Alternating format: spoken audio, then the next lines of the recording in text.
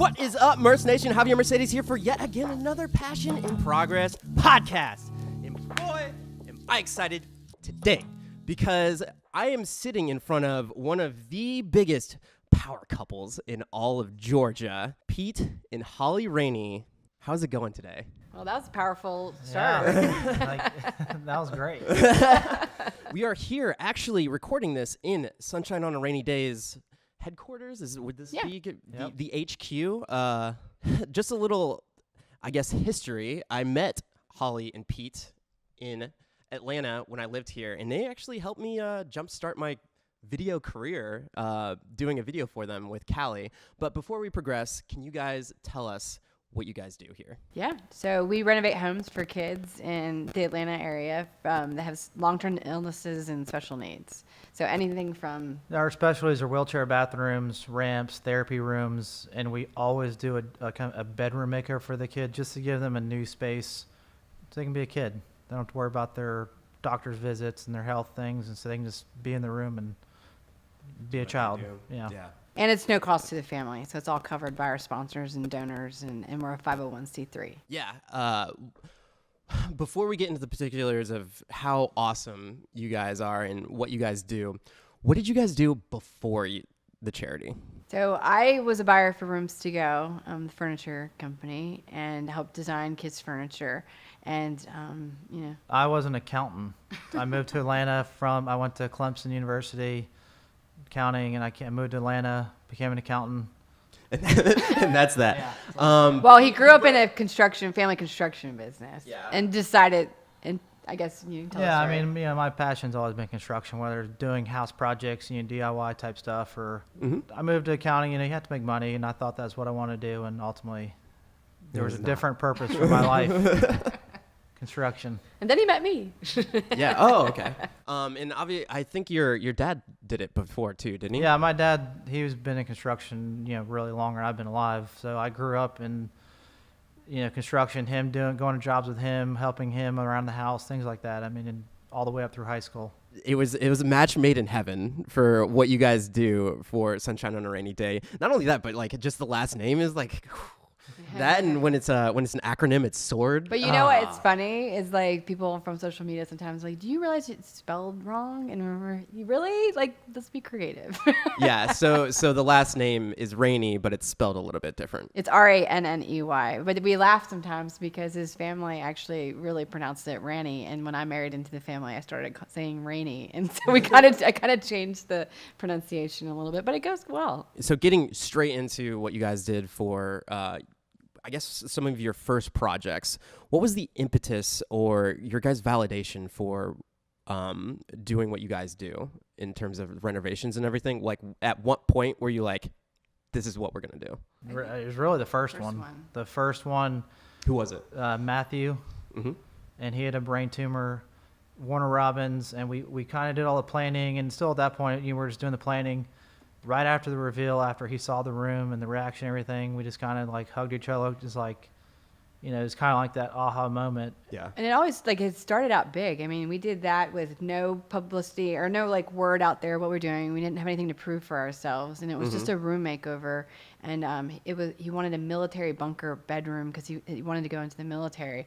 And it happened to be by Warner Robins Air Force Base. No. So I just sent some emails out there to some friends we had out there. And it ended up being 50 Air Force guys came out and saluted him. Another guy took him on a private flight to Atlanta for lunch while we did the room, and then brought him back, and they all were out there saluting him. And I mean, it was it gives me chills even talking about it because it was so big in our first one. And that's, we really literally looked at each other kind of teary, and we're just wow, this is really something. Awesome. One of the things that I like to do with this podcast is to kind of talk about the nitty grittiness of, I guess, kind of the business aspect, because when you start to pursue something like this, how did you guys get into all right, we know we want to do this, but where's the money come from? How do you start a charity? How was that for your first couple projects? Well, we decided it early on, and with both of us having business backgrounds and stuff too, we didn't do our first project till we really established it as a charity and filed for our 501c3. And so by the time that we did Matthews, we kind of, but actually, you're making us think back to everything and remember everything. But, you know, our first makeover was through our own personal money and friends and family, and which makes it even more special, you know. And I had like a Jeep Cherokee at the time, and we just like packed up the car, and that's how we, you know, hauled everything and like out there. And then my rooms to go background, rooms to go help you know, donate the furniture and stuff. But I remember like, you know, just calling companies out there too for paint and telling them what we were doing and stuff. Yeah, we would get everything. You guys had donated. the network established. It sounds Yeah, we like. had a good network, you know, especially with her connections with her, you know, The furniture stuff. A lot of, you know, people that were well connected, and we had everything donated. We either did the work ourselves, had it donated, or at least had the material donated. We tried to pay for nothing when we started because we had no money. There was no money to pay for things. Yeah. And really, as social media took off, I mean, yeah, each makeover was the word started getting out, and then we started getting more and more applications and everything. But we literally, you know, back then we would take on a project and then try to figure out what we needed and what to get donated. Obviously, we're different now. You know, we don't do a project until we know everything's covered. But, you know, we were just kind of in survival mode. And Pete's parents would drive in from Hilton Head. It's about a 5-hour drive. And they would drive in almost every weekend and help us with construction and everything. So it literally, the first 2 years of this charity, Pete and I were both working corporate jobs and doing this at nights and weekends and everything. So it was a big ordeal. Yeah, and you were the first to take it on full time, correct? Yes, so we did Trip Halstead's home makeover. Yeah, for a lot of people that aren't familiar with that. I was gonna say, I think you can't tell your story without bringing that up. Yeah. Well, that, I mean, so when we started it, originally it was just room makeovers. We didn't even think about construction or anything like that. And then as time went on, we started realizing we saw these kids in their homes and what they were going through, and we realized that construction was really important, especially the wheelchair accessible bathrooms. And I reached out to Trip Halstead's family, and for people that aren't familiar with that story, you know, he was 2 years old and was hit by a tree limb in his daycare. And, you know, doctors didn't think he was going to survive. He ended up being heavily brain damaged. And I just reached out to the family and said, you know, like, when he gets out of the hospital, would you guys like a room makeover? And they were like, you know, we just did our son's room. You know, we just did it right before the accident. I think we're okay, but thank you for reaching out. And then as time went on, they lived in the hospital. They realized that they were going to have to sell their home because it wasn't going to be wheelchair accessible. And they realized that he was going to be in a wheelchair. And, you know, I said, you know, don't worry about anything. Once you get to home, just reach out to us and we'll try to help you. Next thing you know, we're like, you know, they bought a foreclosed home and needed a lot of work. And we ended up taking that on. And it was, I mean, I think we had probably $10,000 in our account at the time. And it ended up being over a $200,000 renovation. Jeez. So $10,000 in obviously in our SOARD. charity account. Yeah, in our charity account. You know, and honestly, everything that we've done, just like, I think it's just, you know, we were meant to be doing this, and everything just kind of fell into place. I mean, looking back on it, I don't know how the heck we survived it. You know, I mean, I was going from my corporate job at lunch meetings and like, you know, hour, 2 hours, like sneaking out, coming back. And, you know, I mean, sorry, my old boss, but, you know, it was a lot of stuff. And, you know, and then at home, we're working on stuff. You know, the makeover was about an hour and a half away from where we lived.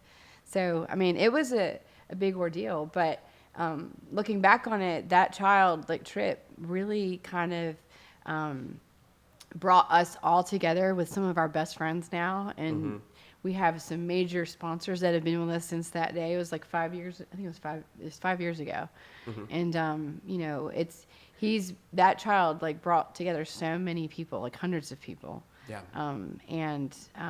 So we're, you know, it was a tragic accident, but it really kind of it's helped our charity get to where we are now, and our social media following, and a bunch of things. So yeah, I'll say yesterday I was doing a podcast with a voiceover talent, Heidi Rue, and I was telling him that I was coming to you guys today, and she was like, "Oh yeah, they're the people that did Trip, aren't they?" Yeah, and I was like, yeah. I guess that's the thing.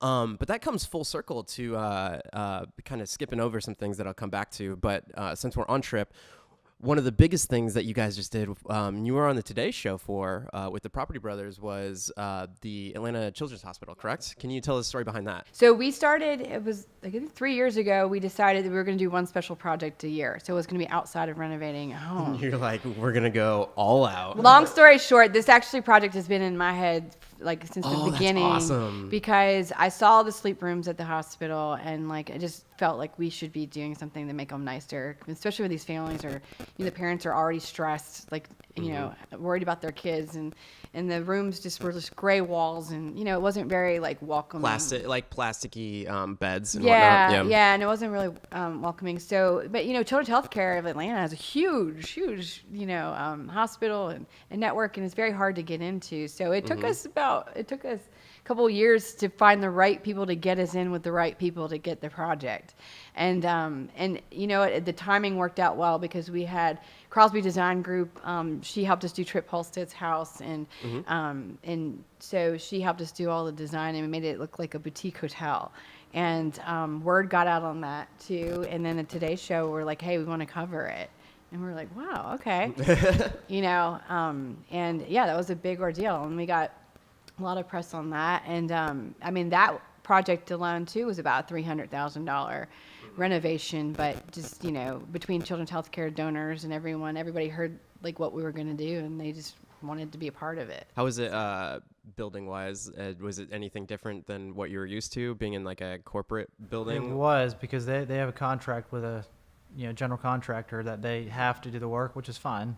So it took a little stress off us, honestly, that they could kind of do the renovation side, and then we came in and did more of, I guess, the decoration, not the paint colors, the wallpaper, the different things, the tile, stuff like that. So it took a little bit of stress off, but it was still was a hospital. There's different standards we have to hit with the air quality and type of products we end up using, but project turned out great. I mean, and our sponsors that are loyal to us, like Interceramic Tile and Mohawk, Sherwin-Williams, they all, like, we told them the story, and they said, what do you need? We're going to give it to you. Well, the thing with that project is pretty much all the kids we've helped, and most of the kids in Atlanta that have any kind of, going to the hospital, the parents have stayed there. So any parent we've ever told, hey, we did the sleep rooms, or we're doing the sleep rooms, they heard about them, they stayed in them, they knew how kind of crummy they were, and how and they send us pictures, like to this day, because we have, and the cool thing about our special projects that we do each year is that our signage goes in that area. So as soon as you walk into that area, it says, Sunshine on a Rainy Day, and what we do. And so that's another thing that Pete and I are very proud about too, is that, our signage and then our sponsors that jumped on and like are permanently in that area, so that people, when these families go in there too, they actually can learn about what we do. And then if their child needs help or whatever, they know that we're a resource. Well, in our charity, we do 20 projects a year, give or take, right? So we're helping 20 families, which is it's significant, but at the same time, it's 20. So when we do a project like Children's Healthcare, we're, touching the amount of impact thousands that you of guys people have, that are going to be rolling through those rooms. So. Yeah, because I think it's about 2,500 parents or families sleep in those rooms a year. And then, 2 years ago, we did the Summit Counseling Center, which is an amazing nonprofit that does therapy with kids, from emotional therapy to, like if a child loses a loved one or a parent, to suicidal feelings, to drugs, anything like that. And they were doing therapy just in like a corporate office atmosphere. So what they decided to do was we converted a large conference room into 2 individual therapy rooms. One was a nautical theme and one was a jungle theme. And literally you walk in and the kid can just be like a kid. And it's like it's really cool the way it turned out. And we, again, hear from families that have been in there and they contact us and like, oh my gosh, like, my child loves this space. It gives them a chance to kind of like feel more comfortable to talk to their therapists when they're in that kind of environment. So it's such a serious thing that you guys, they're like, I feel like there's so much emotion, like lows and highs in like every aspect of your guys' job. Not only that, but like this, I feel like the stress to like do like a really good job and do justice to the families. It's awesome. Well, one of the things I want to ask is in terms of, so my brother is the head of Chive Charities, and I was asking him about a lot of the 501c3 things that like comes along with doing that kind of stuff. And at the Chive, they do like a subscription model to that's like a lot of their funds and everything. Are you guys getting a lot of your donations and everything through the gala that you put on? Is it through some sort of subscription model? Like, how do you guys support these projects? we have an annual gala once a year. It's huge. It's awesome.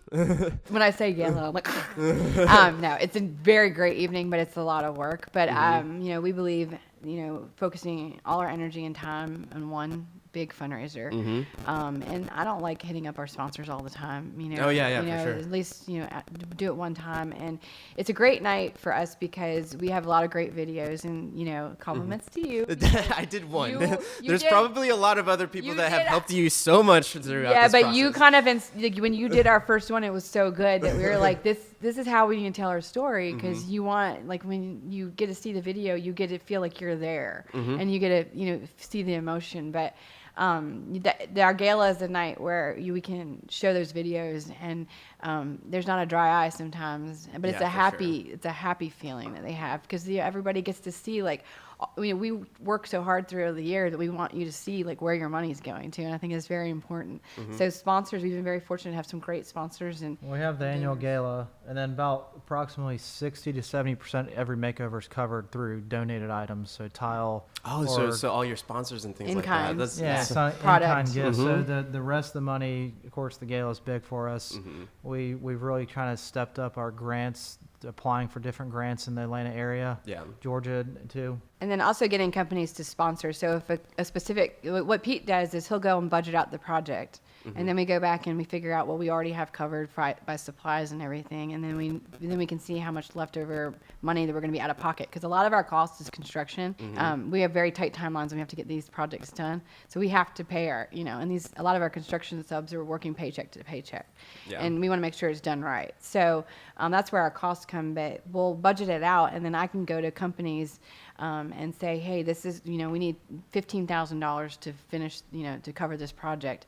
Will you sponsor it? And then when they sponsor it, then we'll include them as the main sponsor. We blast them on social media. We give them a volunteer day where their employees can come out and help.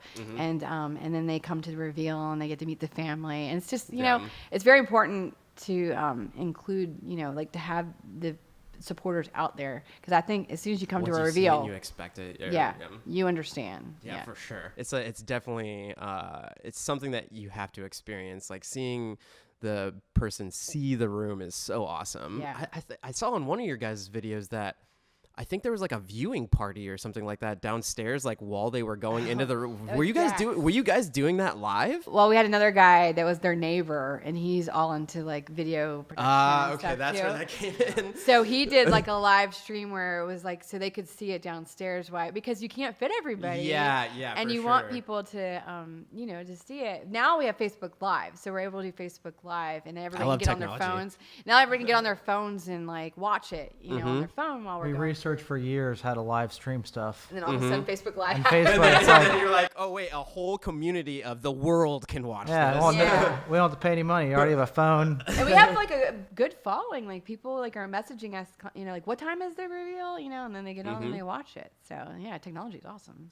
I love that. Especially during the video, you can see he's like, there's like a reaction, then like a split second later, everybody downstairs is like, yeah, like because that little delay. Yeah. Can you talk to me about the volunteer experience? Is there like, in terms of, do you guys have career volunteers that just like want to help out on every single project, or you just met one of them? Yeah. How is it volunteering for a project like this? We have a couple different volunteer opportunities. The one is obviously in the office, right? So that's more like a long-term thing. People will come in and help with just different office stuff, or maybe they're helping plan the gala. The other volunteer opportunity is project-based, and we typically have those for companies that sponsor the makeover. We try to really focus our makeover days where everybody who's there is doing something. and doing something that's, not just carrying trash at a dumpster. They're hitting walls, they're tearing stuff out, they're breaking things. So there's a standing rule. There's no screwdrivers on demo. It's all sledgehammers. And if it can't break apart, you hit it harder type thing. And it's always fun to watch people, that have office jobs. And you're like, oh, man. And then Pete has to, control it because he's like, no, don't hit that wall. Well, we always give the makeover kid, if they're able, the first hit, on a wall or whatever. And, most kids, right, or every kid, you're told by your parents, don't hit the walls. Don't mark on the walls. And it's now it's take the hammer. Well, see, and crush the wall. We did it with Callie. Yep. That was actually one of our first ones where we actually started letting the kid do it, and it was just so enjoyable to watch. And they love it. It depends. We'll kind of soften up the wall in places to help them, to help break through.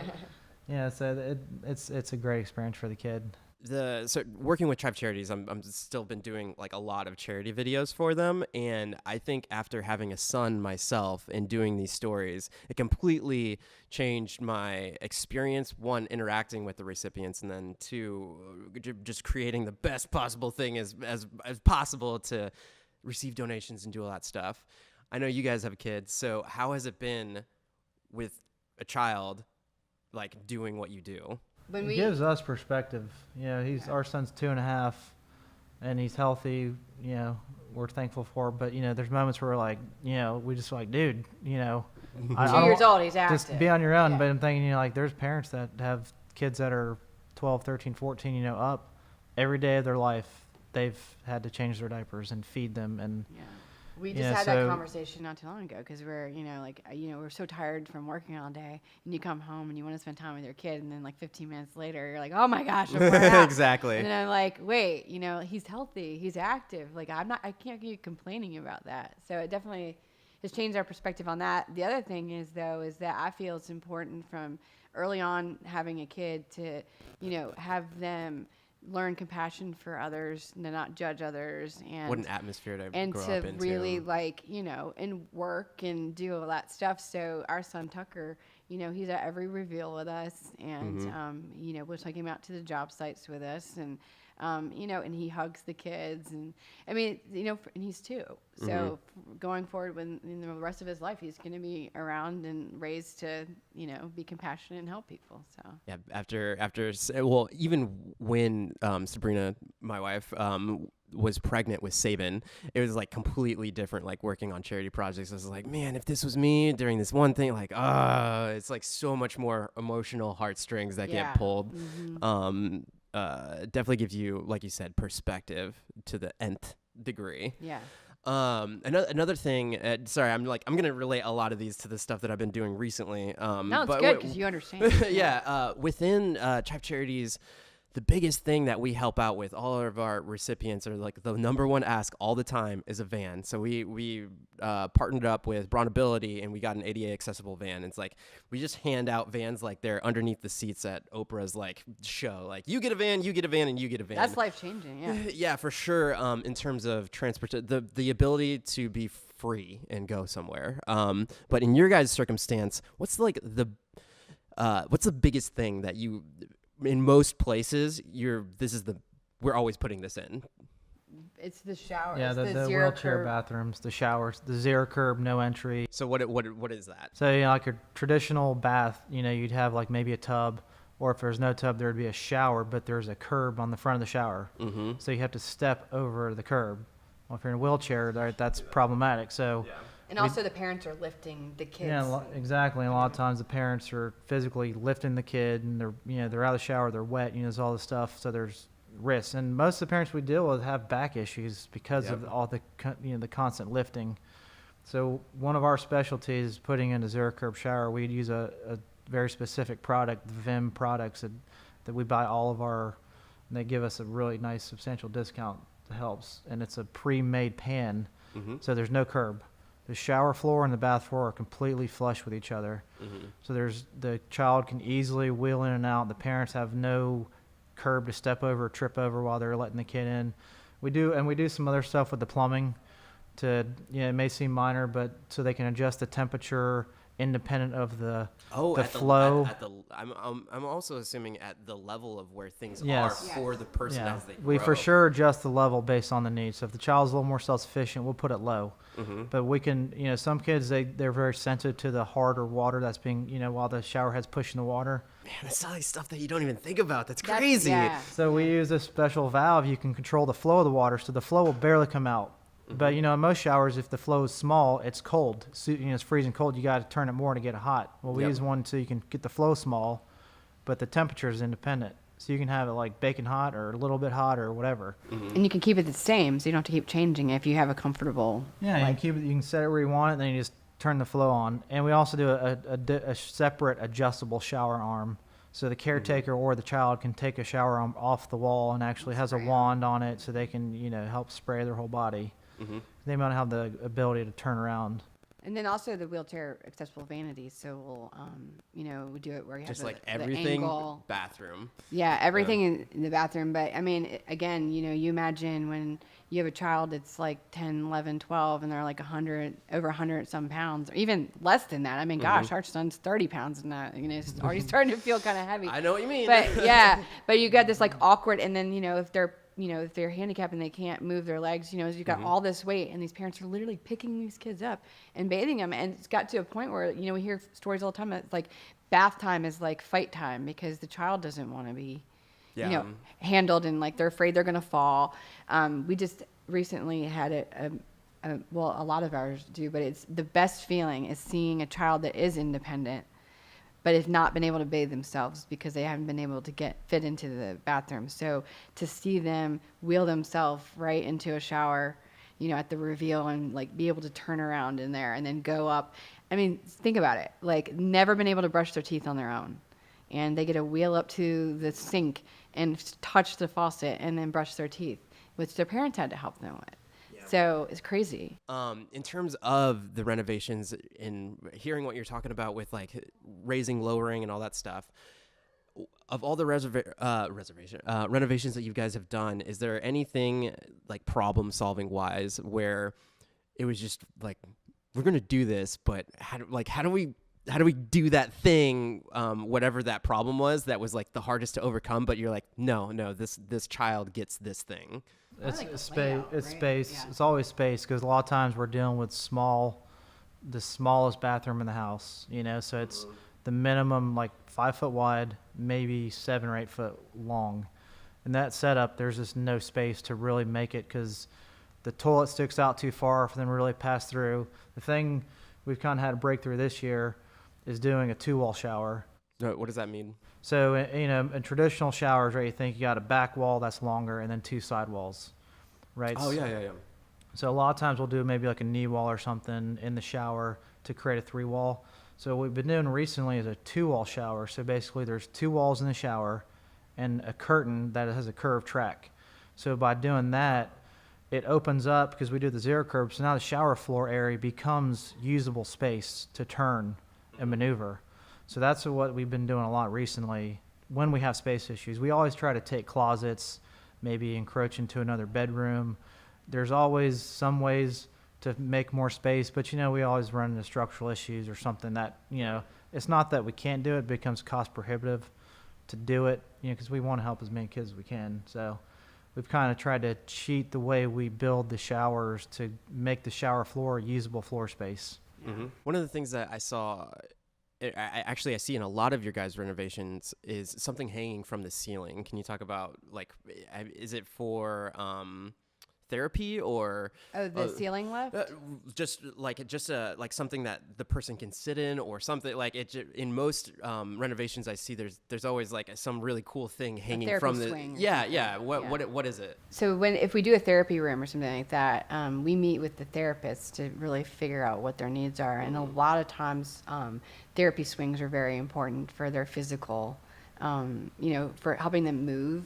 And do certain things. So we'll always try to do like a therapy swing.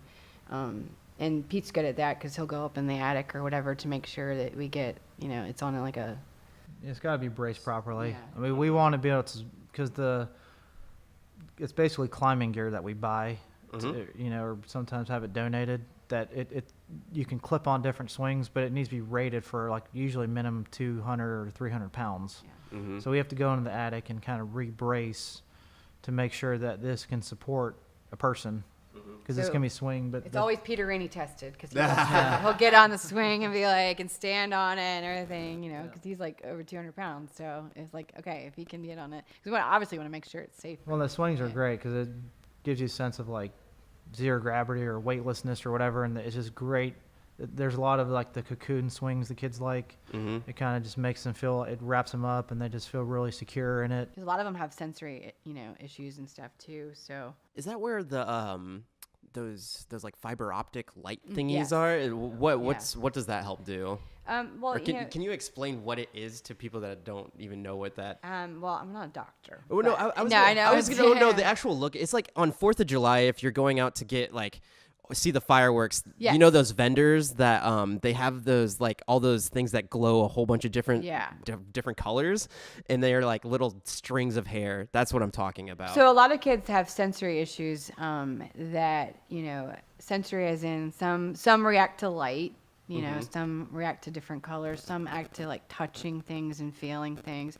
Some like talking about the cocoon swing, like some of them like they get overwhelmed or overstimulated and they just need to calm down. Like a cocoon swing kind of gives you that comfort of like you're being hugged and like still and, secure.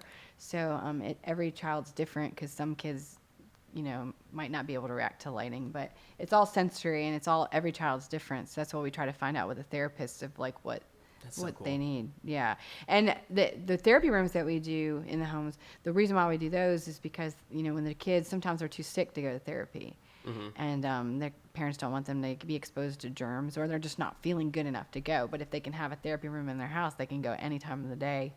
And they don't, and they know that they're safe and they're not no new germs or anything. Ball pits and everything. We, another great thing, we get updates from these families, with them saying like that my child is like improved. We just, like one child wasn't even really that reactive, who was had an illness, and we did a wheelchair accessible bathroom, and they're like, she's starting to like be happier now. Like she knows, like and she's starting to be more independent and doing stuff. So it's like.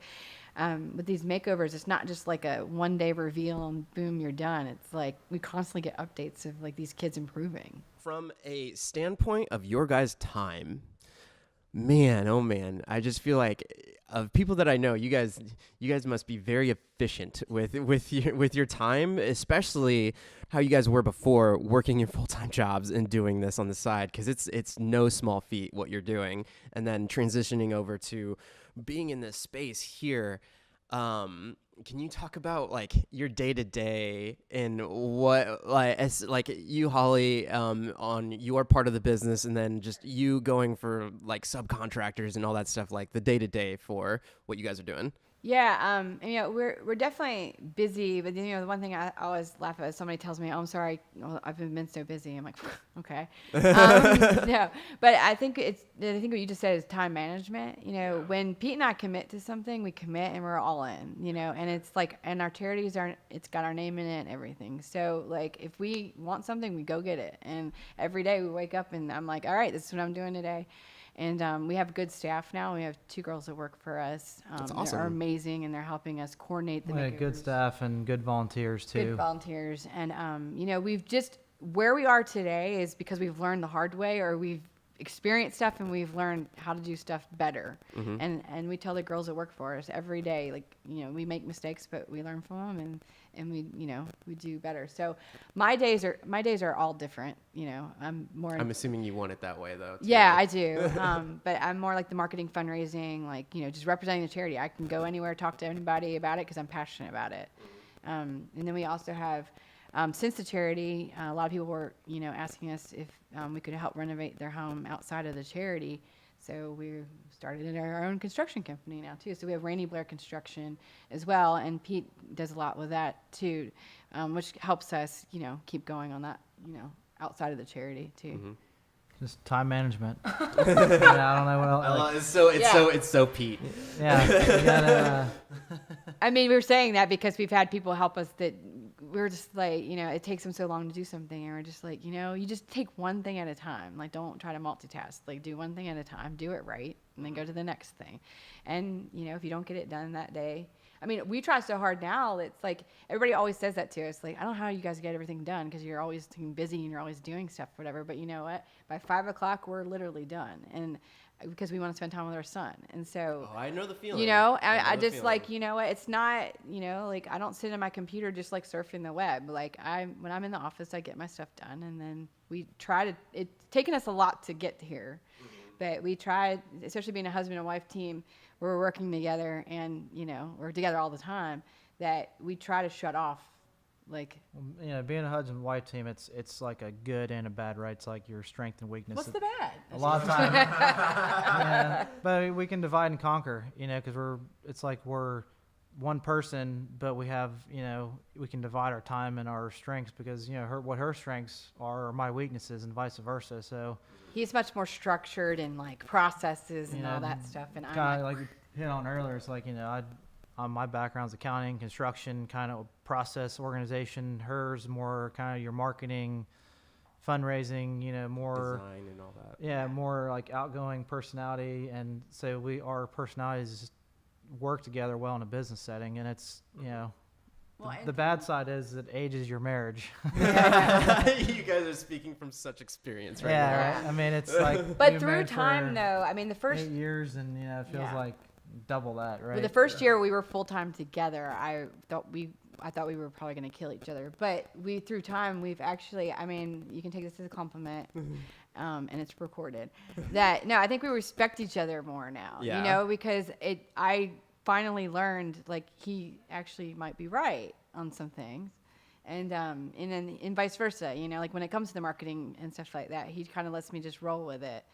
And then, when it comes to like getting our processes together and making our processes like more time efficient and all that stuff, I go to him for advice or how to do it. So yeah, like I said, guys, power couple. So you mentioned that you guys have employees now, and you're also in this amazing space. How did you, like, when it came to getting something like this and taking on employees, how was that decision made in terms of like, all right, we've allocated this much funds to like do this kind of thing? I feel like it's hard as I could be completely talking from not experience, but in a charity circumstance, when you're asking from your donors, like, they want it to see it go towards the kids and everything. Yeah. But then how do you make the case for a place like this?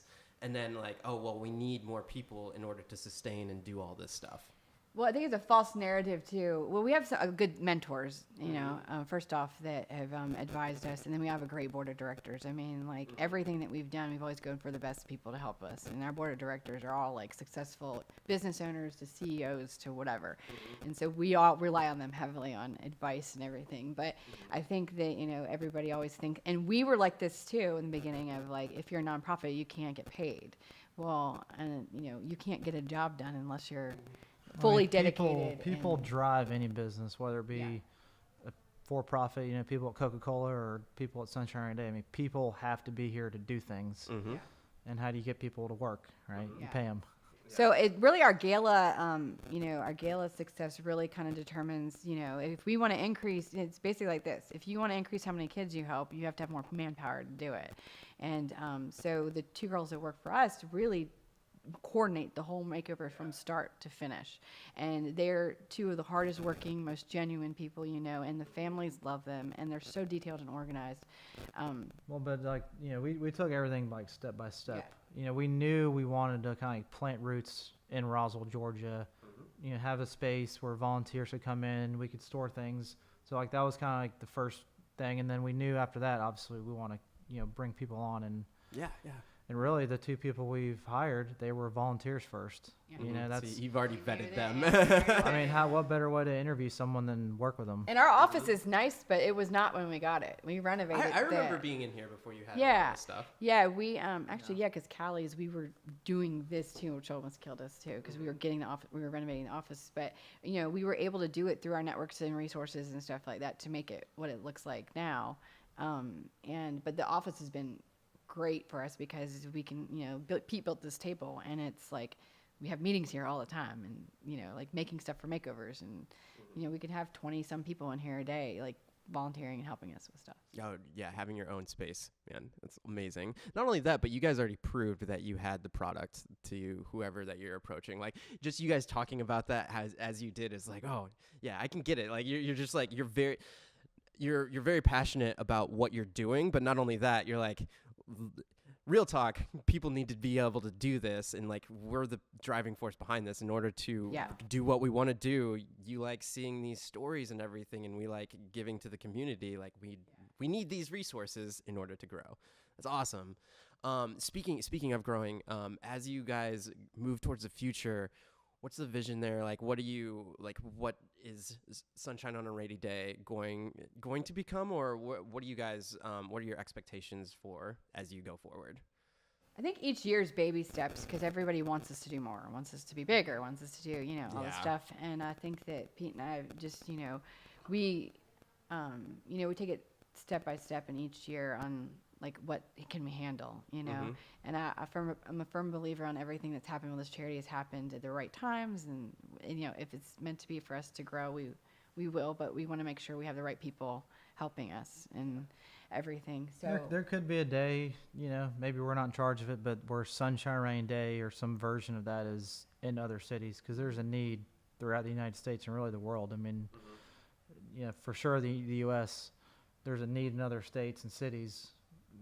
I don't want to run an organization like that, but, someone else might, So, Pete, I'm just going to keep saying that for everything. Hey, if you want the real answer, there it is. Well, it's like, I think about like Clemson football, right? We had Tommy Bowden. He took the program to here, but then he couldn't break the ceiling, and that's where we may be the people that take it to here, and then we've built it. Someone else comes in and does the Dabo and wins a national championship. Football rough. Good analogies. Man, it sounds like you guys are. What's awesome is to hear how efficient you guys are business wise, along with the charity aspect of just like you guys know what you want to do. And I guess the second to last question I wanted to ask is how long did it take for you guys to really get your mantra of like what your vision is and what your goal is and all that stuff? Because you go to your website and it's like boom, right there. It's like really short and curt. That's this guy. And just to give the listeners reference, if you look for Sunshine on a Rainy Day, just like Google it, there are so many different times where either Holly or Pete are on camera and they're talking about their charity. So I know you guys have to talk about it all the time, but how long did it take for you guys just to be like, this is it in like a couple sentences, and like every project we do, are we doing this thing that we set out to do and all that stuff? When I think back to the beginning of the charity, there was never like a plan. I mean, one like the pastors we were like kind of talking to when we first started was like, man, he was telling us this is gonna be huge. And we're just like, okay. I mean, we just want to help people. Yeah, I work an accounting job. Like, I don't even know what that means. Yeah. But like just kind of thinking through, I think as we kind of just did more projects, we tried, and we brought you on for first video. We started kind of like forming the vision and because we had such a great story, of like the kids. And I think through the videos, we started really trying to streamline how we want to, I don't want to say sell it, but how to describe it and how people can view it. Because that's ultimately, at the bottom line, we have to have donors to keep going. So it's like, how do we tell the story to the donors in the quickest, most efficient way? And Pete, it's funny because people compliment our website, and Pete did it. Like, in everything, a lot of stuff like that we've learned by just Googling or like whatever, like when you run a nonprofit. Jack of all trades. Yeah, I know. When you run a nonprofit, like he's our IT guy, he's our web guy, he's like. Tell the board that. Tell the board that. Yeah. When you run a nonprofit, you wear multiple hats, and luckily, any small business. Well, any small business. But one of the things that you said earlier too is that, I think it is good that we have business backgrounds, and anybody that we get contacted all the time. How do you start a nonprofit? I want to start a nonprofit. I'm like, okay, wow. It's not just saving the world, you know. Yeah. And a nonprofit is a business, and that's what everybody has to keep. Well, there has to be passion, but any business, there's passion. Whether you're building a house or you're doing video work, I mean, you have passion for your work, and it's just like the charity. Yeah, it's a great thing. We're helping kids. It's great to wake up every morning going, wow, this is awesome, you know. Yeah. But you have to treat it as a business too. Yeah, we treat it as a business. We were passionate about it. The people that work and volunteer for us are passionate about it. Mm-hmm. And who doesn't love kids? I mean, even hardened criminals, you know, Yeah. they like, if you know. But time bad things efficiency happen. too. I think people, you know, they know that we have high expectations, and like we've put it out there, like high standards. We have great sponsors to like, you know, we had a couple projects where we weren't happy with the way the tile turned out. And we went back in and gutted it, redid it, and did it again because we didn't like it, or the quality, or the way it turned out, or whatever. And I think that if you're running a business or whatever you're doing, the people that are helping you need to know that you're going to work at the level we expect you to work. And she's saying it with a smile right now, but you can tell there's this like look behind her eyes, like you better be doing your job. And like we want to do what would Peter and Holly do? Attention to detail and wanting the best for your customers. In this case, the recipients. It's awesome. What the last question that I like to ask all of my guests is in terms of their craft and what they're doing, and you guys already kind of touched on it, but in this circumstance, if you are pursuing a 501c3, and it doesn't have to be what you guys are doing, but in that space, what information would you give to somebody that wants to do something as a 501c3? Make sure you're committed. Yeah. You like fully committed to it. But I guess what are you saying, like on the business, like getting it set up, or just not necessarily the business standpoint, but from your personal experience of like just the comment being committed, because you guys are so far down the line now. I think it's cool that we like worked really early on what you guys were doing, and then now I'm coming back and like interviewing you guys now. It's like the progression has been more than exponential. Just in terms of your experiences that you've had so far, like just random things that you might be able to tell people, like, all right, if you want to pursue doing this as a full-time thing, what would you say to them? Well, I think it's commitment, really believing in what you're doing. And I feel like if you really believe in what you're doing and you're passionate about it, that it'll fall into place. Well, the one thing I know what's helped us is having strong relationships with people. Yeah. And that have, and through that, they want to help you because they see the passion, the vision you have in your product. Mm-hmm. So, you know, we've just always tried to be, you know, dependable, honest, hardworking people. And I think volunteers, donors see that in the company. And it's word of mouth too, you know, like, and like getting out there, like even you doing a podcast for us, just like if we can continue being out there on social media, telling the story and showing our kids and showing the stories and keeping like in front of everybody and like that, then you just start meeting people, you know? I feel like what's amazing about you guys is you're just as authentic in person as you are represented online. If somebody just spends a brief moment with you through a cell phone, a television screen, or something like that, you get the same idea of who you are. And then if you were to meet you in person, it's the same thing, just like what you said, through the hard working and all that stuff, which I think probably goes a long way. Where can people find you? So on our website, Sunshine on a Rainy Day, RANNEY. Or you can go to wemakerooms.com. Awesome. It's easier to spell out. Social media, Facebook. We've got over, I think, 111,000 Facebook followers now, and always doing Facebook Live videos at reveals to like updates constantly on the kids. It's a feel good if you want to wake up in the morning and see something good in your news feed. You know, follow us on Facebook. We're boosting our Instagram now. Twitter, I don't even know anything about Twitter, but you know. I don't either. YouTube videos, Vimeo. I mean, we're out there. So yeah, just look for Sunshine on a Rainy Day or We Make Rooms. Yep. The gala. Can people still attend? How, and donations and everything? How can people get involved? So the gala is August 25th at the College Football Hall of Fame in Atlanta. It's really cool. It's dinner's on a football field, and we show, like, see, this tells you how much they just like they go all out. For we the gala. do. We do not were, like people, ballrooms. Yeah, for the gala that I went to, there were like people hanging from the ceiling. There was a private jet there. I forgot and he was there. Well, the only problem was no air conditioning. But oh no, but it was wide open. I think it was like a little overcast that time. Was, I don't know. I had an amazing time. Well, good. We'll let you remember that part. But gala, and where can people donate? You can buy tickets on our website, and we have a gala tab, and or you can donate on our website. But yeah, our gala, it keeps increasing. We're at 450 guests this year, and actually we're gonna have to find a new venue next year because we can't fit any more than that. Awesome. So it's a very memorable evening, and a lot of people come back again. So would people that own organizations and everything, because you guys have like a silent auction while you're there, don't yes. you? Yes. If companies would be interested in donating pieces for that, or even people that have stuff that they don't, that's or signed memorabilia to vacation homes, rentals. We do have silent and live auction.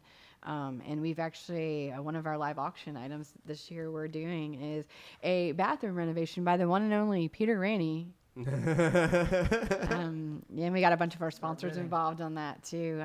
So we'll see how that does. I'm trying to convince him to go on stage and be like, but we can always use that stuff up to the gala. I mean, so people feel free to contact us. Our email address is on our website as well, on the contact info. We love meeting new people. We love having new companies involved. And then in terms of contractors, I had wrong syllable in the emphasis there, but in terms of contractors, what are you guys looking for in like volunteer wise and all that stuff? Or if somebody wants to just donate materials, what do you guys always use? The biggest, lumber is always kind of like the one thing we always need. Can you get us into Home Depot? That would be great. Home Depot, paging Home Depot. They're here, aren't they? Yes.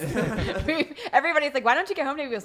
Home Never Depot thought of that. like, nope, never thought of that one. If you can get us in, that'd be great. We'd love it. Yeah. Recently, we've been having good luck with kind of like, I would say local, I don't say smaller, but like, contracting companies that they do residential or maybe multifamily companies that want to get involved in a more, instead of just maybe donating money, they can send us their guys, and their guys can help run a job with project management, oversight, stuff like that. Oh, so even like a person resource would also. Yeah, it's to help meet the subs, because we have 3 projects going on at the same time, like having that extra person going out to. See, this is what I'm talking about. They're so busy. Yeah, I mean, that's it. Thank you for understanding that, because some people just watch HGTV and they're like, oh, make it where it happens. I mean, it's like months of. I'll take a driver. There you go.